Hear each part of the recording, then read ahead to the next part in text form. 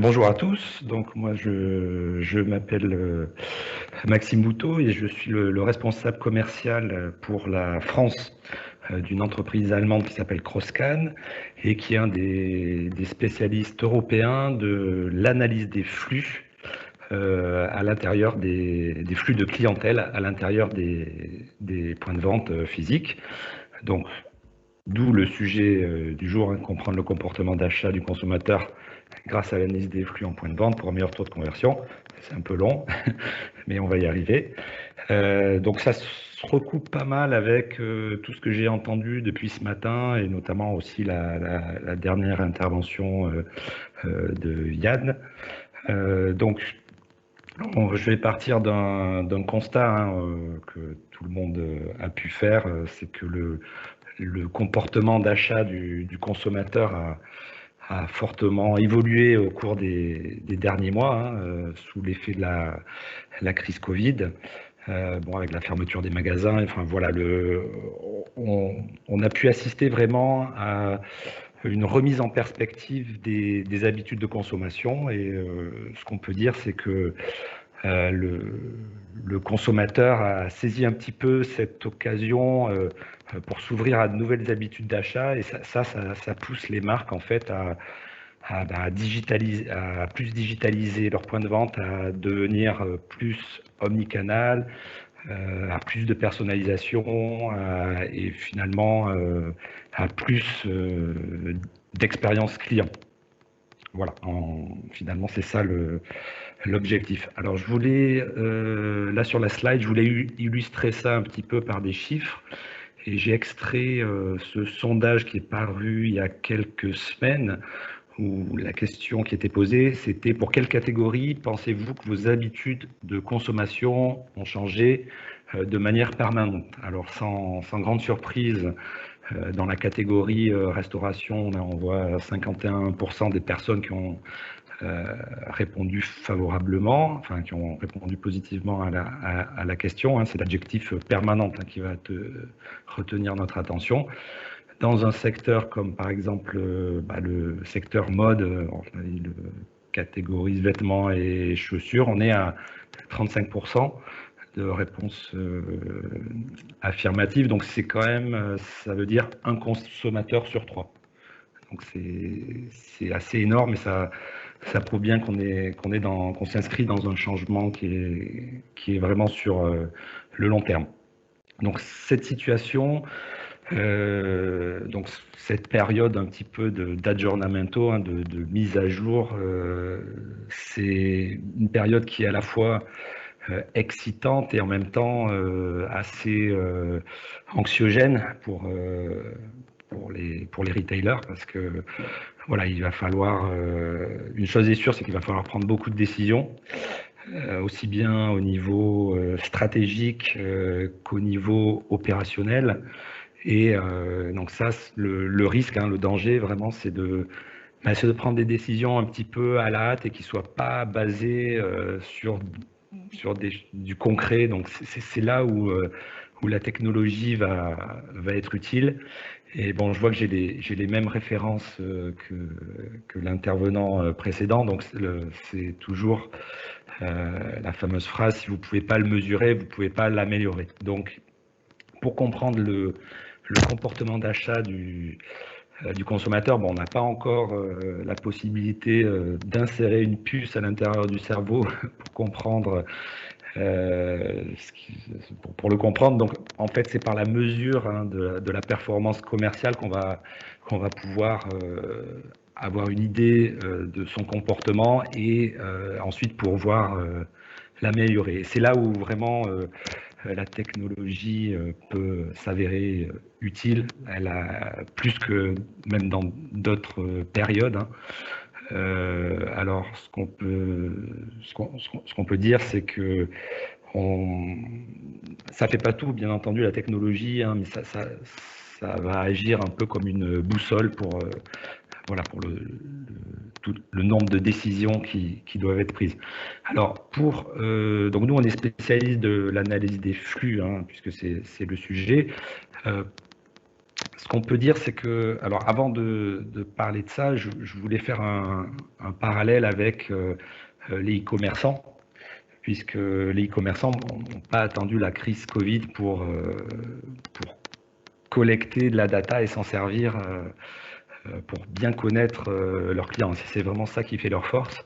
Et ils ont des outils de web analytics qui leur permettent vraiment de connaître leurs clients sur le bout des doigts et de savoir quel âge ils ont, leur sexe, combien de temps ils restent sur le site web, sur quoi ils cliquent, etc. Donc tout ça, ça leur permet d'avoir de la donnée qu'ils utilisent pour améliorer leur taux de conversion, qui finalement, dans le e-commerce, c'est un des indicateurs phares. Nous, dans le monde, enfin, je dis nous, dans le monde des retailers physiques, on peut aussi faire exactement la même chose. Mais c'est un petit peu moins connu et moins développé. Mais il faut savoir que finalement, le magasin, les retailers qui ont des réseaux de magasins physiques, ils sont assis, j'allais dire, sur une mine d'or parce qu'il y a plein de données dans les magasins physiques qui finalement ne demandent qu'à être extraites. Et donc, comment on fait pour capter cette donnée? Et il y a plein de technologies différentes. On l'a vu dans l'intervention précédente. Nous, en ce qui nous concerne, on utilise une technologie de comptage. Donc, on va être en mesure, on va mettre des capteurs 3D à l'intérieur des magasins pour compter les personnes. On va aussi mettre des caméras. On va voir un peu tout ça dans les slides suivants. Et nous, notre job, ça va être de collecter toute cette donnée, la mettre en perspective, la croiser aussi avec d'autres données qui sont déjà présentes à l'intérieur des magasins. Donc, par exemple, les données de caisse. Alors, ça va nous permettre de mettre en perspective le taux de conversion ou le taux de transformation, pardon. On va aussi croiser avec de la donnée externe, comme par exemple les données météo. Enfin voilà, en tout cas, on va dire l'avantage de collecter, de mettre en perspective cette donnée, c'est qu'on va être capable de mettre à disposition des décideurs et pas seulement, et de toutes les personnes au sein de l'organisation. Ça peut être aussi bien le vendeur sur le terrain, le directeur du magasin, le directeur du réseau, les équipes marketing, les équipes merchandising, les équipes, les dirigeants C-level, sous différentes formes, donc sous forme d'app, sous forme de dashboard ou sous forme seulement de PDF, d'Excel, etc. Enfin, voilà, on va extraire cette donnée, la transformer en information et la mettre à disposition de manière simple à tous les intervenants au sein de l'organisation pour qu'ils puissent prendre des bonnes décisions. Donc concrètement, voilà, ça c'est le type de capteur qu'on va pouvoir utiliser. Et quelles sont alors les applications de l'analyse des flux de visiteurs? On va être capable, par exemple, de comprendre combien de temps un visiteur reste à l'intérieur du magasin. On va pouvoir, en mettant des capteurs dans plusieurs zones à l'intérieur du magasin, faire un focus sur certaines zones, voir combien de temps les gens restent dans cette zone, combien de personnes sont allées dans cette zone. Donc, nous, on a beaucoup d'applications par rapport aux grands magasins qui ont des, comment on appelle ça, des shopping stores, je crois. Ils vont pouvoir évaluer certaines zones. On va pouvoir aussi comprendre la manière dont les personnes circulent à l'intérieur du magasin, donc quel chemin ils empruntent, est-ce qu'ils vont plutôt à gauche, à droite. Ça va donner pas mal d'indications sur la manière dont la fluidité de circulation à l'intérieur du magasin. On va être aussi en mesure, grâce à cette donnée de présence, de mettre en place des solutions pour améliorer le temps d'attente en caisse. Alors ça, voilà, bon, tout le monde connaît, tout le monde a entendu parler d'Amazon Go, etc. Donc cette expérience client qui est quand même assez fabuleuse. Bon, là aujourd'hui, nous, on fait ça de manière, j'allais dire, concrète et applicable dès demain. C'est-à-dire qu'on met un capteur. Ça va pas être la même expérience que Amazon Go, mais au moins, en tout cas, on va contribuer à réduire le temps d'attente en caisse. Et aussi, on va être capable d'avoir en temps réel le nombre de personnes présentes à l'intérieur du magasin. Donc nous, on a eu beaucoup de demandes là récemment. Alors j'allais dire grâce à cause du Covid. Voilà, on est capable de dire combien de personnes il y a dans le magasin, et quand il y a une jauge, ça permet de limiter le nombre de personnes. Alors, l'analyse des flux, pourquoi c'est stratégique? On va répondre finalement à plusieurs questions, et notamment, ça va être utilisé, nous, nos clients l'utilisent principalement pour plusieurs choses, et notamment pour optimiser en fait la planification des équipes afin de donner un meilleur service. On verra ça dans un prochain slide. Évidemment aussi, ce dont on parlait, déterminer les taux de conversion pour pouvoir ensuite prendre des mesures pour l'améliorer. Le fait aussi d'avoir cette donnée et cet indicateur sur tous les magasins, on va pouvoir faire des comparatifs entre les différents magasins du réseau, parce que voilà, ces indicateurs ont un intérêt seulement si on l'inscrit dans un référentiel. Le taux de conversion en soi, à pas dire que c'est 3%, 10% ou 15%, ça n'a pas forcément un intérêt énorme. C'est quand on le compare et qu'on le place par rapport à son référentiel marché. Également, d'analyser les flux, ça va permettre de comprendre le succès des initiatives marketing, des promos qu'on a fait à l'intérieur des points de vente et même à l'extérieur des points de vente. On va aussi pouvoir mesurer, par exemple, le taux d'attractivité d'une vitrine. Voilà, il y a pas mal de choses qu'on peut faire. Aussi mesurer le succès des actions de merchandising. Donc voilà, là j'ai listé un petit peu toutes les questions que se posent nos clients. Voilà, je ne sais pas si ça vous parle à certains d'entre vous. Par exemple, on a beaucoup de clients sur des magasins, là un petit peu de grands magasins qui ont plusieurs entrées. Ils veulent comprendre un peu quelles sont les entrées qui attirent le plus de visiteurs, quel est l'impact des modifications qu'ils ont effectuées dans leur magasin. Donc là, ils vont utiliser ces systèmes pour pouvoir itérer. Donc on va tester une nouvelle implantation, on va voir le résultat et on va apporter des modifications et on va essayer d'analyser tout ça. Alors, concrètement, là sur ce petit schéma là, je vais vous montrer comment on peut utiliser la donnée de comptage pour améliorer la planification du personnel. Donc, alors je vais prendre ma souris. Donc là, en abscisse, on a donc ça, c'est un cas concret, un cas réel d'un client. En abscisse, là, on a les heures d'ouverture, donc de 9h30 à 21h30. En ordonnée à droite, on a le nombre de visiteurs par heure, et en ordonnée à gauche, on a le nombre de staff, de personnel présent dans le magasin. Donc dans ce cas précis, vous allez voir la courbe rouge, c'est le nombre de visiteurs, la donnée du nombre de visiteurs heure par heure. Donc on voit clairement que le pic de fréquentation dans ce magasin se situait entre 11h et 14h, grosso modo.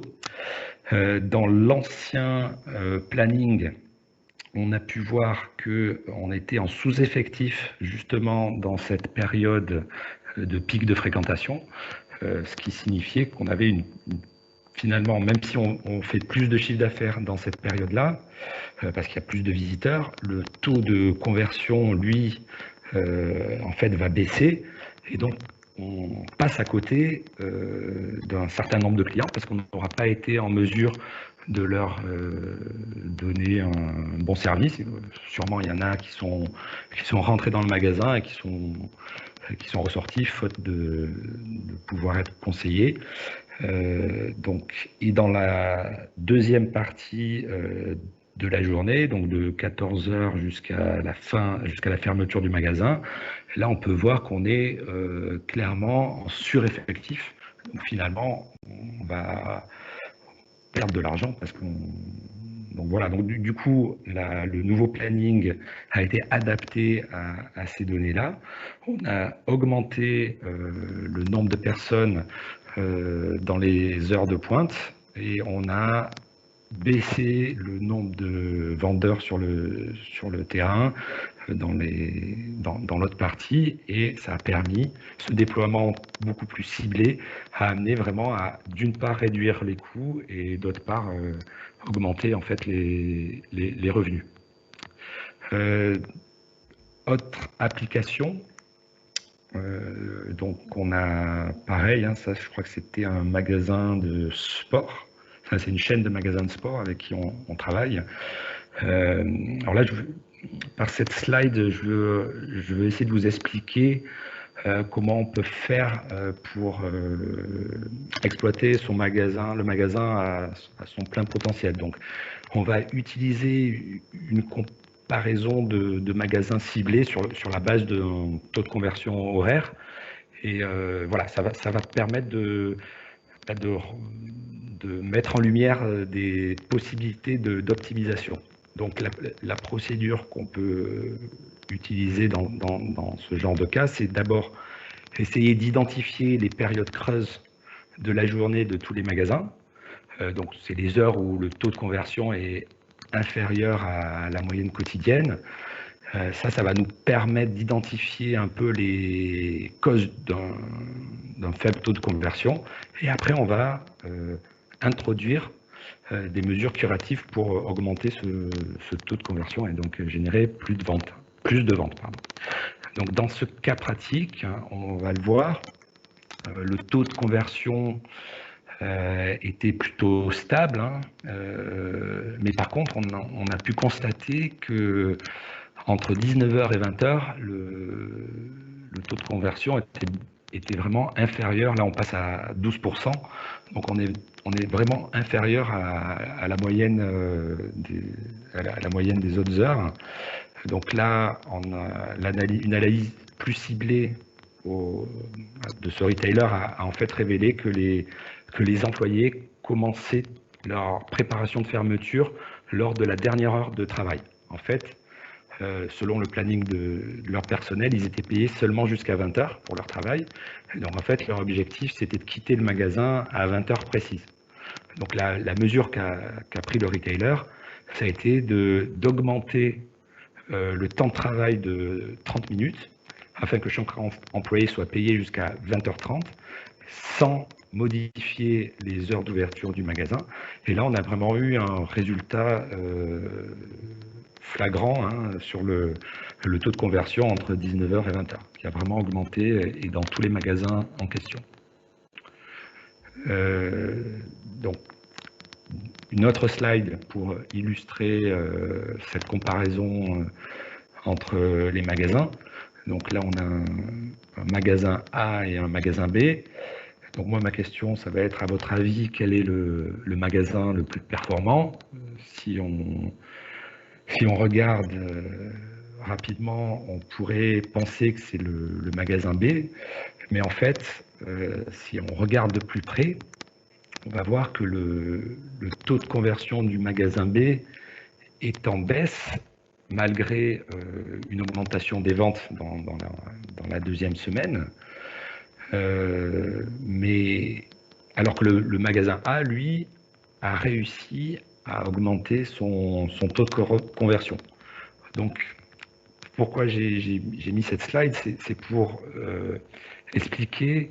Alors, on a parlé tout à l'heure de mesures de performance et qu'il ne fallait pas se baser seulement sur Aujourd'hui, c'était plus valable de se baser seulement sur la mesure des taux de transformation mais bon, ça reste quand même une mesure qui reste assez phare. Donc, la mesure de la performance, si on la base uniquement sur le volume des ventes, c'est largement insuffisant. Donc, le taux de conversion quand même reste un indicateur réel de la performance de l'équipe de vente. Alors les autres choses qu'on peut faire avec de l'analyse de flux qui est très intéressante, c'est ce qu'on appelle le heat mapping. Donc vous savez, des cartes de chaleur qui vont permettre de comprendre quelles sont les zones chaudes, les zones froides à l'intérieur du magasin, de comprendre aussi les schémas de circulation à l'intérieur du magasin. Et ça va être vraiment utile pour comprendre si la manière dont on a aménagé le magasin est performante. Et donc, nos clients utilisent ce genre de solution vraiment pour optimiser le design de leur magasin, mais pas seulement. Ça va aussi permettre d'avoir les zones chaudes et les zones froides. Alors dans le secteur de la grande distribution alimentaire, il l'utilise souvent pour, dans les zones chaudes, on va plutôt placer des produits d'appel qu'on va acheter de manière instinctive. Et dans les zones froides, on va placer des produits de première nécessité qui sont, je sais pas, du sucre, du sel, ce genre de produits qu'on va de toute manière acheter quoi qu'il arrive. Alors on a aussi d'autres possibilités, c'est faire de la reconnaissance faciale. Alors ça va vous faire le lien avec ce dont je parlais sur le fait que des outils, que dans le monde physique, on a aussi des outils équivalents à ceux du web analytique. On est aujourd'hui capable de comprendre plus que de connaître vraiment l'âge et le sexe des personnes qui rentrent dans le magasin. On va être aussi capable de comprendre la manière dont ils regardent une promotion. Et ça peut faire le lien aussi avec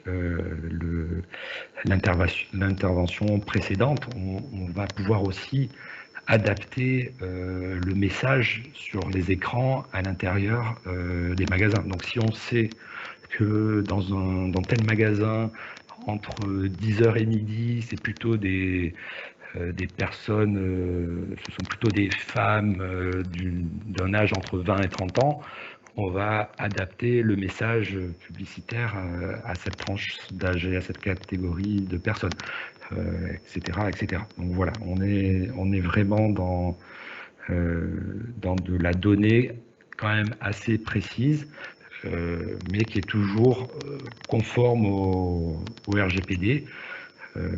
Voilà, c'est quelque chose qui se fait de plus en plus, même si nous, aujourd'hui, chez CrossCan, la majorité de nos clients utilisent nos systèmes plus pour la partie comptage et donc connaître vraiment les taux de conversion et améliorer le planning du personnel. On a aussi beaucoup d'applications par rapport à l'amélioration des campagnes marketing ou déterminer l'impact dans certaines zones à l'intérieur du magasin. Donc voilà, donc nous on est une entreprise, comme je l'ai déjà dit, allemande, et on est présente un peu partout en Europe et dans le monde. On travaille avec plus de 800 marques, et il y a plus de 18 000 systèmes qui sont installés. Et voilà, donc là j'ai fait une liste un petit peu de tous les clients qui nous font confiance, mais voilà, c'est juste une petite partie. On en a un peu dans tous les secteurs, bien entendu dans tout ce qui est mode, mais aussi télécom, beaucoup, aussi des concessionnaires automobiles, comme par exemple partout en Europe, on équipe les concessionnaires Bentley. On a aussi beaucoup de magasins de sport, donc Intersport, comment il s'appelle, enfin, JD Sport, on a aussi Footlocker, on a Pandora pour les bijouteries. Enfin voilà, il y a pas mal de secteurs. On touche un peu tous les secteurs du retail, beaucoup aussi dans le secteur de l'ameublement. Voilà, donc je crois que j'ai fait le tour. Ben voilà, Sandrine, je crois que j'ai fini. J'ai un peu accéléré, mais j'espère que que ça a été compréhensible.